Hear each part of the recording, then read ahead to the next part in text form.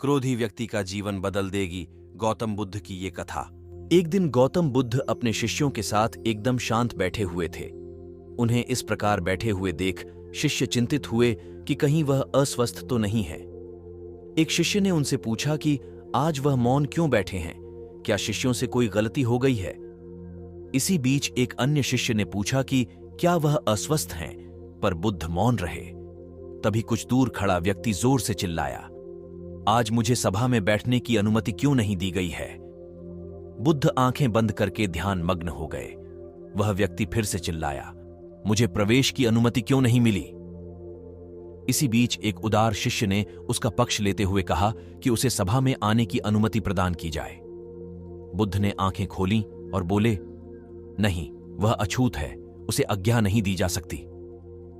यह सुनकर शिष्यों को बड़ा आश्चर्य हुआ। बुद्ध उनके मन का भाव समझ गए और बोले, हां, वह अछूत है। इस पर कई शिष्य बोले, हमारे आश्रम में जात पात का कोई भेद ही नहीं, फिर वह अछूत कैसे हो गया?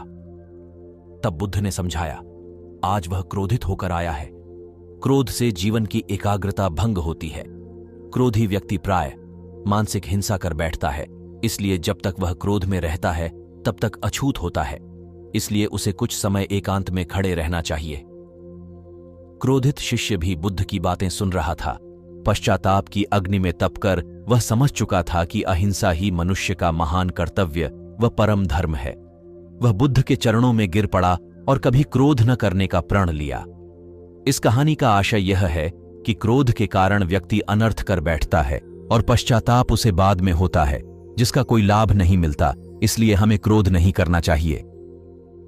असल मायने में क्रोधित व्यक्ति अछूत हो जाता है और उसे अकेला छोड़ देना चाहिए। क्रोध करने से तन, मन और धन तीनों की हानि होती है। क्रोध से ज्यादा हानिकारक कोई और वस्तु नहीं है।